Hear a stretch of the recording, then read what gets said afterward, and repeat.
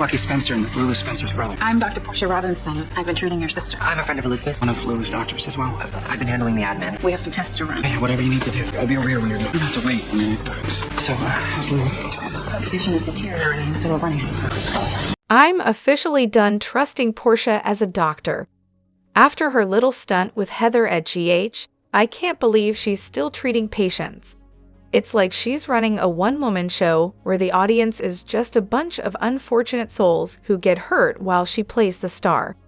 Sure, Oz could have been a one-off anomaly, but now with Heather, it's clear she's got a lovely pattern of abusing her position. Bravo, Portia. And what was with Laura and Kevin rushing off to find Lucky? That was a plot point that just evaporated into thin air.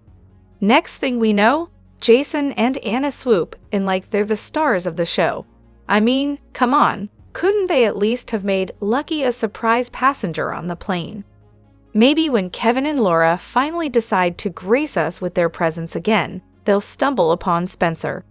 Because, let's be real, him being unalive on GH can't be a permanent situation, right? Imagine the twist if Lucky shows up only to find out he's not a good enough match for Lulu. Just like when he wasn't back in the day. Nicholas is a match, so why not Spencer too? And seriously, where's Luke? If Anthony is retired, they'd better make it worth his while for a part-time comeback. I mean, come on, Cyrus would be Lulu's match, and he's partly responsible for the mess she's in. Welcome back to GH, Lucky. Honestly, every time I see him, I'm just waiting for him to break into song as Avery Barkley from Nashville. He was such a fantastic actor on that show that I couldn't resist following him to General Hospital. I just started watching a couple of weeks ago, and already it's a wild ride. Spoiler alert, he's not going to be a match, and it looks like they're gearing up to off Sam, making her the donation. Then guess what? Dante will finally be free to go back to Lulu. Classic GH drama. Hello everyone, welcome back to my channel, Messy Syrup. It's me, Abby, here. I hope everyone is having a wonderful day. Keep watching, so let's dive into today's video. Oh my god, it's wild how they defend every single thing Christina does, no matter how flaky it is. Is she the nude main of the group? Just asking.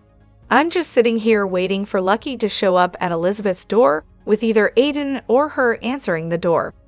Although, let's be real, he's probably heading to the hospital first to check on Lulu. So, I finally caught up on all the episodes and saw the kiss. Most people in the comments were ready to throw a fit about how disgusting it was, and how the writers could even think to pair them together. I was bracing myself to get upset too, but then I actually watched the episode. Jason kissed Anna as a distraction because he heard the guards coming, nothing more. Honestly, Jason kissing Anna must have been just a last-ditch effort to throw off their captors.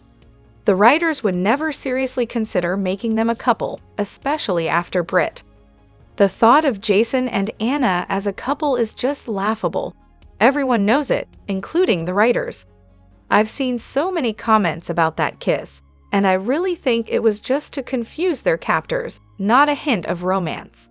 And OMG, I've always been a huge fan of Nicholas Chavez, who plays Spencer Cassadine. He can dive deep into all those complex emotions. I'm absolutely blown away by his performance as Lyle Menendez in the Netflix miniseries Monsters. Seriously, this could be the start of something big for him. I really hope we see him back on GH someday. He was such a perfect Spencer.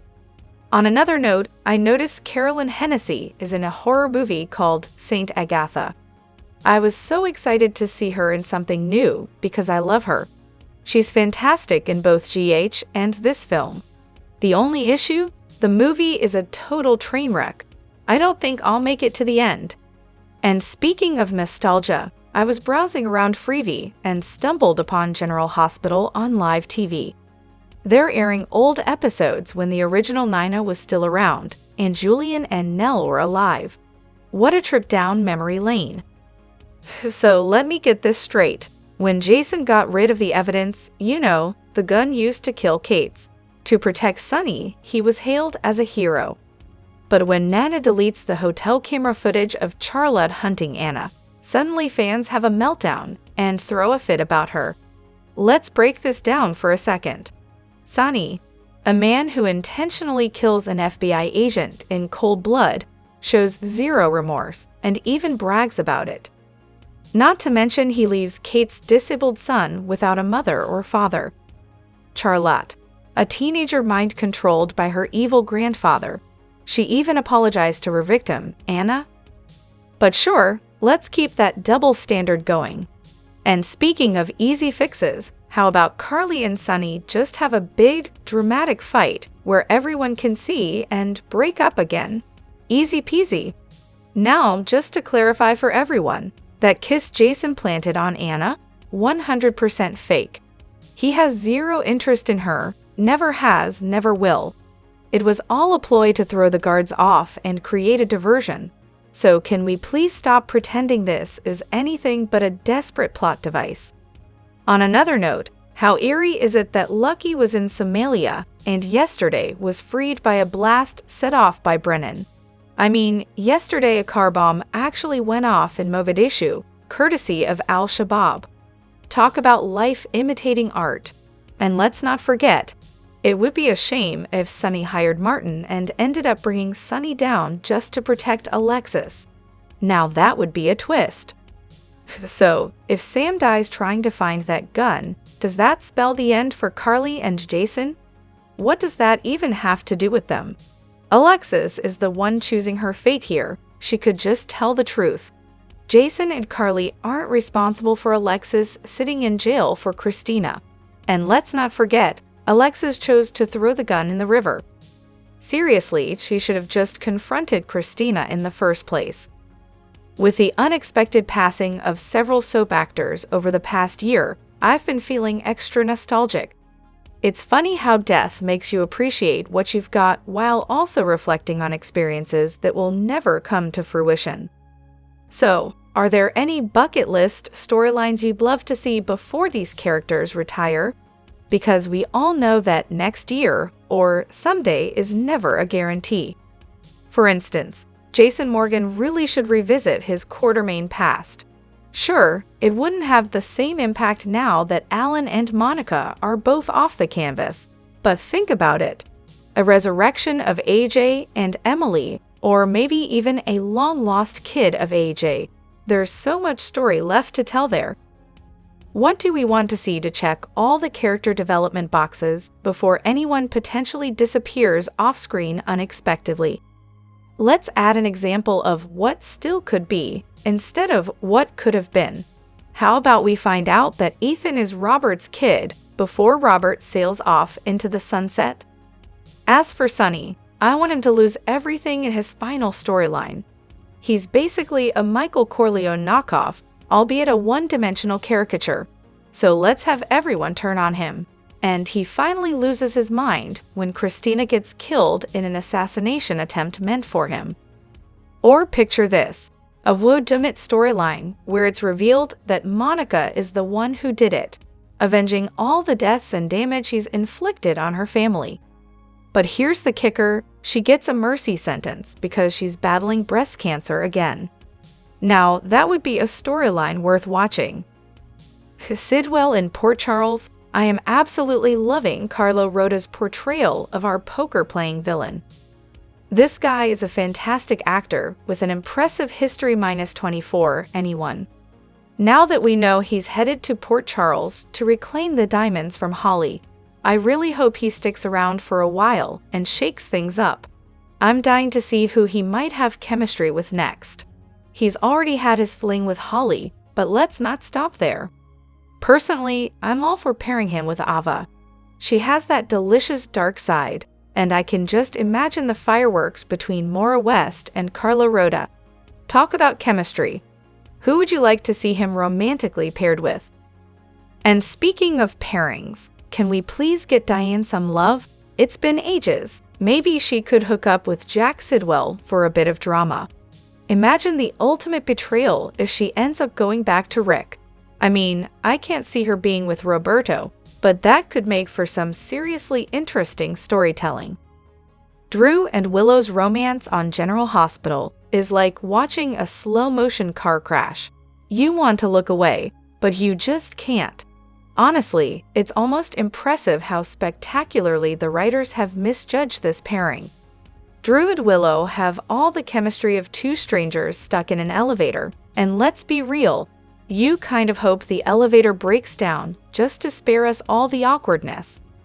Watching them interact feels like seeing your dad date your best friend. It's weird, uncomfortable, and you just wish someone would step in and put a stop to it. The writers clearly went off the rails with this one. It's like they spun a romance roulette wheel and landed on disaster. They're trying so hard to make this love story work, but it's about as believable as a soap villain returning from the dead for the 7th time. Seriously, Drew looks like he should be giving Willow fatherly advice, not making googly eyes at her like a lovesick teenager. It's giving more creepy uncle than epic romance. And let's not forget, Willow already has kids and Michael's endless drama to juggle. Now she has this mess on top of it. Come on, writers, cut the girl some slack. Meanwhile, Drew has gone from hero to completely lost, like he's wandered into the wrong storyline. This pairing isn't just bad, it's downright disgraceful. It feels like the writers took a wrong turn and drove this plot straight off a cliff, and now we're all stuck at the bottom, watching the wreckage unfold. Honestly, I can't quite put my finger on why I find Drew so repulsive in this role. I liked him as Ryan on AMC years ago, but now? Ugh. One thing I can't stand is the way his eyes get all beady when he looks at Willow. Sometimes he pauses while staring at her, and his mouth is just open. Not really hanging open, just open, with those beady eyes. What is it about him? It's weird how they're writing this. If they had just had a drunken one-night stand, maybe that would have been somewhat believable. They could have easily painted Willow as a saint by blaming it on unresolved issues from her cult days. A taboo affair where Willow is a victim. Now that's a storyline. Instead, we're stuck with this Hallmark-style romance. Their dialogue about how if they had only met at a different time. What? There's an age difference already, and it's hard to believe Willow would toss aside her family for a romance with an older, creepy guy. Plus, we all know this is headed for disaster.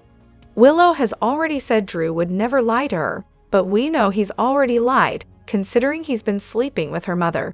Are we supposed to buy that they're long-lost soulmates? The only silver lining to this mess might be that it finally gives Michael some decent material to work with. Chad needs to take a few notes from the scenes when Lucky found out Liz was cheating. That was acting gold, especially his moments with Luke. Portia's tirade about Heather Weber on General Hospital is like listening to someone complain about spilled milk during a hurricane. We get it, Portia. You don't like Heather. But does she really have to beat that dead horse so hard it's practically fossilized at this point? Every time she opens her mouth, it's like she's trying to out-drama every villain on the show. Sure, Heather's a psycho, but at least she's entertaining. Portia, on the other hand, just comes off as desperate for the most exhausting character in Port Charles Award. It's almost impressive how she can turn every scene into a one-woman pity party. If her ranting gets any more intense, the writers might as well start scheduling blood pressure checks between takes. Honestly, Heather could send her a recording of one of her own monologues, and Portia would probably self-implode from the sheer irritation of hearing herself. Instead of taking down Heather, she's draining the audience's will to keep watching. And for a good character, Portia sure has a dark side. She sticks Sean with Curtis's baby, poisons her helpless patient with the help of Police Commissioner Jordan, and knowingly alters lab results to harm a patient, all while ranting about how evil Brad was for doing the same. It's clear they're writing Portia this way on purpose to elicit exactly this reaction. I suspect that for reasons yet to be revealed, they're setting her up for an epic fall from grace, which is why she's been so insufferable. Honestly, I can't suspend my disbelief anymore. I just see the writers cornering Portia for their own agenda instead of believing that this character would act like this organically. Drop your thoughts in the comment section below. Do you agree or disagree? Don't forget to like, subscribe, and hit the notification bell for more updates. Your opinions matter, and I will see you in the next video. Thank you.